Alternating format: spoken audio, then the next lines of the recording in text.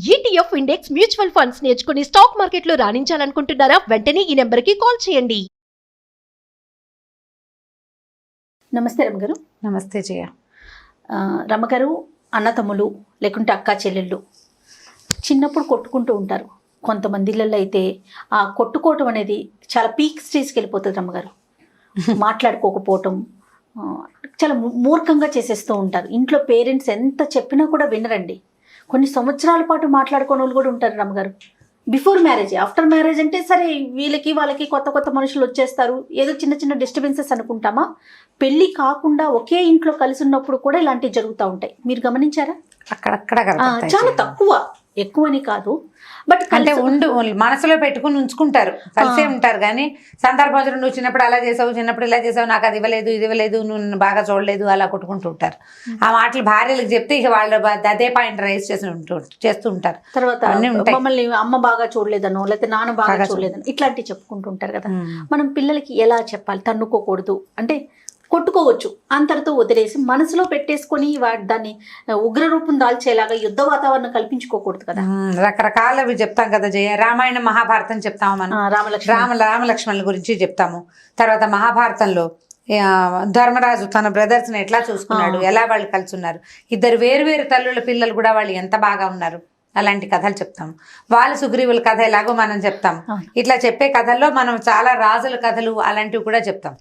ఈ మన రాజరికపు వ్యవస్థల్లో కూడా ఇలాంటివి జరుగుతుంటాయి. ఇప్పుడు ఇద్దరు అబ్బాయిలు ఉన్నారనుకో, రాజుగారికి పెద్దవాడికి ఖచ్చితంగా రాజ్యం వస్తుంది. రెండో వాడు ఎప్పుడు రాజుగారి తమ్ముడే, వాడి పిల్లలు రాజుగారి తమ్ముడు పిల్లలు.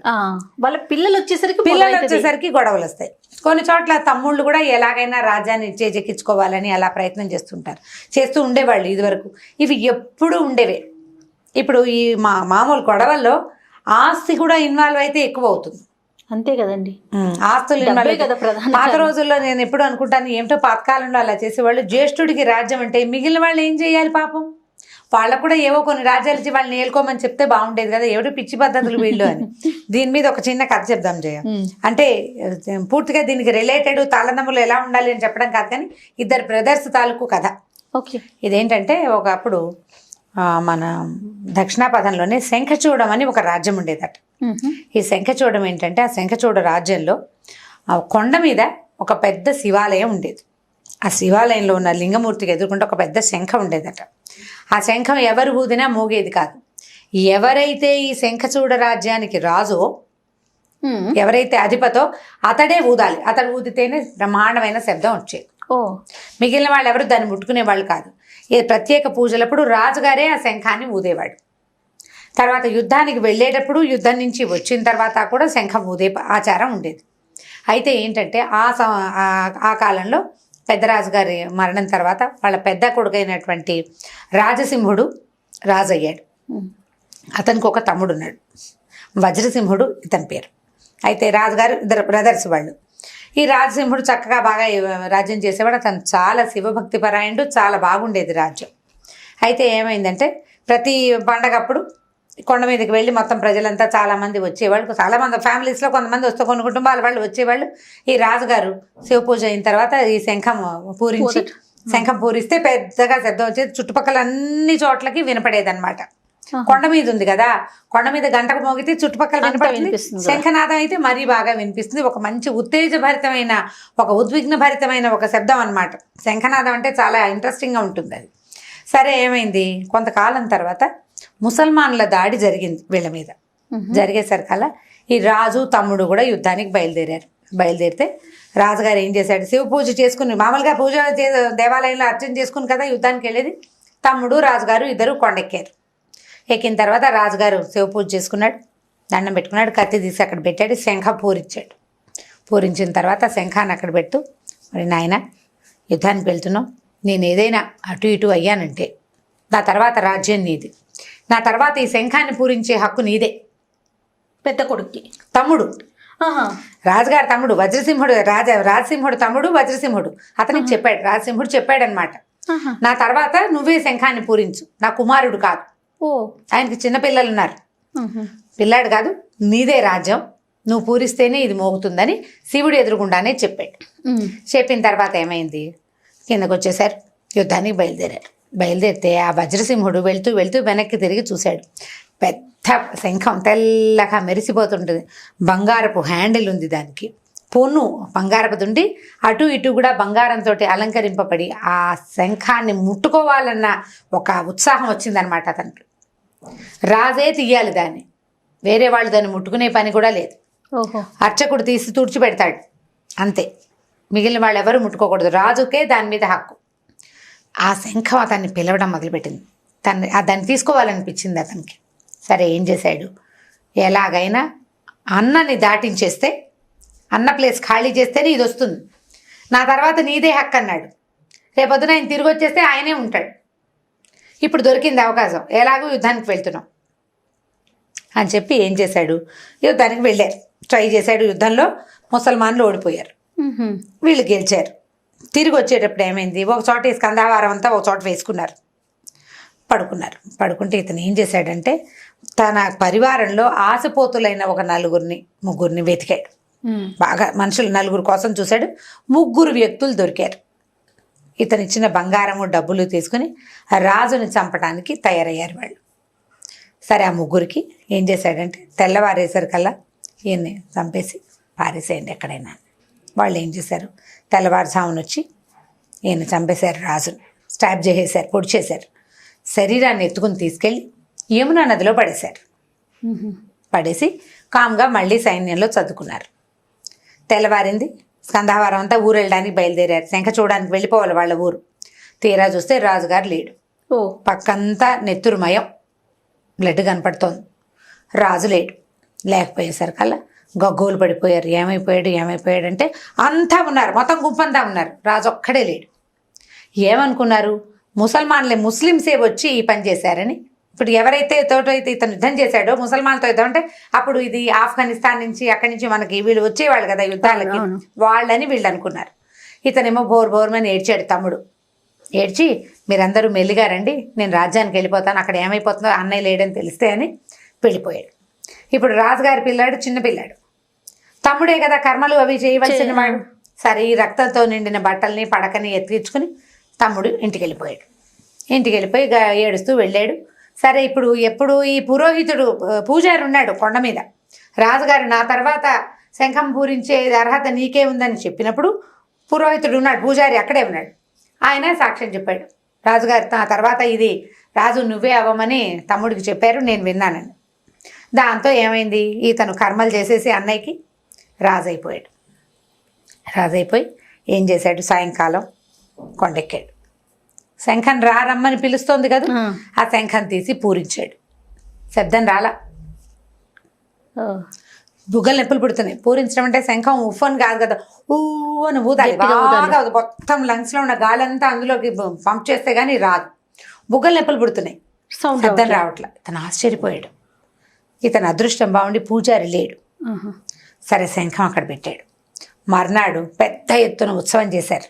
రాజుగారు చనిపోయినా రెండో పాటు రాజు అయ్యాడు కదా, అందరూ శివ పూజకి వెళ్దాం, శంఖం పూర్చాలంటే అబ్బాయి నా కాలు నొప్పి వేలు నొప్పి అని తప్పించుకున్నాడు. ప్రతిరోజు సాయంకాలం వెళ్ళి ప్రయత్నం చేసేవాడు. అతను ఎంత ట్రై చేసినా ఆ శంఖం ఊదేది కాదు, శబ్దం వచ్చేది కాదు అందులో నుంచి. అలా 15 రోజులు గడిచింది. 15 రోజులు అతను 15 సార్లు ప్రయత్నం చేశాడు, శబ్దం రాలేదు. ఇతనికి అన్నయ్య చనిపోలేదా, నేను తప్పు చేశానా, దేనివల్ల ఈ శంఖం పూరింపబడట్లేదో తెలియదు. ఎవరిని అడగాలి, ఎట్లా అడుగుతాడు, చేసింది ఎంత మహాపరాధం, ఈ అపరాధానికి ఏం చేయాలో తెలీదు. 15 డేస్ తర్వాత ఏమైంది, ఈ కర్మాలు అన్నీ అయిపోయినాయి కదా. సరే అతను పుట్టినరోజు వచ్చింది. ప్రజెంట్ రాజుగారి బర్త్డే అయితే ఏమన్నాడు, మొత్తం రాజ్యంలో ఉన్న వాళ్ళందరికీ భోజనాలు పెడతాను రమ్మన్నాడు. రమ్మనేసరికల్లా ఏమైంది, మొత్తం ప్రజలంతా వచ్చారు. పొద్దునేవో ఉత్సవాలు, డ్యాన్సులు, పాటలు, బీటలు అన్నీ నడిచినాయి. మధ్యాహ్నం భోజనాలు వేళైంది, 1 గంట 2 మొత్తం పంక్తులు వేశారు. వీధులు నిండా పంక్తులు వేసి లోపల, అంటే ఇప్పుడు రాచనగర్ అంటే ఎలా ఉంటుంది, చుట్టూతా అగట్టలు అవి ఉండి పెద్ద ప్రాకార ప్రహరీ గోడలు ఉండి లోపల కదా ఇదంతా జరిగేది. ఆ లోపల వైపు విస్తళ్ళు వేశారు, భోజనాలు కూర్చున్నారు. అందరు ఇట్లా భోజనం మొదలు పెట్టేసరికి శంఖధ్వని వినిపించడం మొదలుపెట్టింది. శంఖం వినిపిస్తోంది, అది మామూలు శంఖం, మామూలుది కాదు, అది పెద్ద శబ్దం. వీళ్ళకి తెలుసు, ఎప్పుడైతే శివ పూజ జరుగుతుందో అప్పుడు వినపడే శబ్దం. ఇంకేముంది, ప్రజలు గగ్గోలు పడిపోయారు. రాజుగారే ఇంకొకడెవడు ఊదలేడు. ఓ రాజు ఇక్కడ ఉన్నాడు, రెండో శబ్దం వినపడుతోందంటే దాన్ని మానవ మాత్రుడు ఊదలేడు, రాజే ఊదాలి. ఇతను కాదు, అతను అయ్యి ఉంటాడు. దాంతో కంచాల ముందు నుంచి ఆకుల ముందు నుంచి లేచేశారు జనం అంతా, పరిగెత్తారు. ఆ రాజు మీద అంత ఆపేక్ష ఉంది. అతను దుర్మరణం పాలవటాన్ని వాళ్ళంతా జీర్ణించుకోలేకుండా ఉన్నారు. కానీ ఇప్పుడు ఒక రాజును చేసాం, అతన్ని గౌరవించడం వాళ్ళ విధాయకం కదా, గౌరవించాలి, విధిగా ఉన్నారు. ఈ మొత్తం జనం అంతా లేచి ఆకుల ముందు నుంచి పరిగెత్తారు కోట దీని వైపుకి. తలుపులు తీసి చూస్తే కోట బయట నిలబడి ఉన్నాడు రాజు. అందరూ రాజును చేశారు, చాలా ఉత్సవం చేశారు. ఏమైంది, ఎలా ఉందంటే ఎవరో ముగ్గురు నన్ను పొడి చేశారు, యమునిలో పడేశారు. కొంతమంది ఆటవికులకి నేను దొరికాను, వాళ్ళు మూలికా వైద్యం చేస్తే బతికాను. ఆ ముగ్గురిని పట్టుకున్నాను, ద్రోహం చేసిన ముగ్గురిని, వాళ్ళ ముగ్గురిని చంపేసి ఇక్కడికి వచ్చానని చెప్పాడు. ఇదంతా పాకిపోయింది. లోపలున్న వజ్రసింహుడు కామ్గా వెళ్ళిపోయాడు. ఈ ప్రజలంతా రాజును చుట్టుముట్టి గందరగోళంగా ఉన్నారు. అందరూ కలిసి శివాలయంలోకి వెళ్ళారు. ఆయన పూజ చేశాడు, శంఖం పూరించాడు. దిగి వచ్చేసరికల్లా కొత్త రాజుగారు కనిపించలే. రాజు లేడు, వెళ్ళిపోయాడు. ఇంకా అతనిది తప్పు అర్థమైపోయింది. రాజు అక్కడ బతికి ఉండటం వల్లే ఈ శంఖం పూరింపబడలేదని అతనికి అర్థమైంది. ఒకవేళ తన చేత్తో తను చంపేసిన శంఖం పూరింపబడేదే, కానీ అతను బ్రతికే ఉండటం వల్లే ఇది పూరింపబడలేదు. ఇప్పుడు ఏం చేస్తాడు, ఇతను చేసిన ప్రయత్నం బయటపడిపోతుంది. దాంతో పారిపోయాడు ఈ రాజుగారు. ఈ ప్రజలందరికీ అర్థమైంది ఇతనే ఈ పని చేశాడు అని. కానీ ఎవ్వరూ అతని పేరు కూడా ఎత్తల. నిశ్శబ్దంగా రాజు మళ్ళీ తన రాజ్యం చేసుకోవటం మొదలుపెట్టాడు. తమ్ముడు కోసం వెతికించే ప్రయత్నం కూడా చేయలే. ఏదైతే అదవుతుందని భగవంతుడికి వదిలిపెట్టేశాడు. తమ్ముడిని శిక్షించే ప్రయత్నం, వెతికించి అతనికి శాస్తి చేసే ప్రయత్నం కూడా చేయలే. ఎందుకంటే అతను అనుయాయులైన ముగ్గురిని ఇతను చంపేశాడు అంతే. ఇతను వాళ్ళని తొలగించేశాడు. ఇప్పుడు మిగిలింది తమ్ముడిని క్షమించాలి, వదిలిపెట్టేశాడు. అతను వెళ్ళిపోయిన వాడు ఎటు వెళ్ళిపోయాడో దేశదిమ్మరిగా ఈ రాజ్యం వదిలిపెట్టి బయటికి వెళ్ళిపోయాడు అనమాట. అప్పటి నుంచి రాజుగారు తన రాజ్యాన్ని తను చేసుకున్నాడు. కథ కంచికి మనం ఇంటికి. ఇప్పుడు బ్రదర్హుడ్లో పట్టు విడుపులు ఉండాలి. ఇది కరెక్ట్, మెయిన్ పాయింట్ ఇది. బ్రదర్హుడ్ అన్నదమ్ములు అక్క చెల్లెళ్ళలో దగ్గర పట్టు విడుపు లేకపోతే మనకి వాళ్ళు ఉండరు. అవును రమ్మగారు. ప్రపంచం చాలా చిన్నదైపోయింది. ఇప్పుడు ఏ ప్రపంచం చిన్నదైపోయింది? సంసార ప్రపంచం చిన్నదైపోయింది. భూప్రపంచం పెద్దదైపోయింది. మన చుట్టూతా మన రాష్ట్రం కాని వాళ్ళు, మన భాష కాని వాళ్ళు, మన దేశం కాని వాళ్ళు ఎంతమందో ఉంటున్నారు. మన ఫ్రెండ్స్ మనం ఎంతమందో ఉన్నారు. కానీ మన అన్నయ్య, మన తమ్ముడు, మన అక్క, మన చెల్లి ఒక్కళ్ళనే ఇస్తున్నాడు భగవంతుడు. రేరుగా ఒక్కడు లేదా ఇద్దరు. వీళ్ళని కాపాడుకోవద్దు. ఎంత అద్భుతమైన రామాయణంలో అద్భుతమైన శ్లోకాలు ఉన్నాయి. సీతాదేవి దీని తర్వాత వీళ్ళు లంకకి వెళ్ళారు కదా, రాముడు లక్ష్మణుడు వానరసేనతోటి. లక్ష్మణుడు పడిపోతే రాములు వారు చెప్పారు ఒక శ్లోకం, దేశే దేశే కళత్రాణి దేశే దేశేచ బాంధవాహ తంతు దేశం నపశ్యామి ఎత్ర భ్రాతా సహోదర అని. అంటే దేశే దేశే కళత్రాణి, ఏ దేశం వెళ్ళినా పెళ్ళాలు దొరుకుతారు. ఏ భాష దాన్ని చేసుకుంటే భార్య అవదమా అవుతుంది కదా.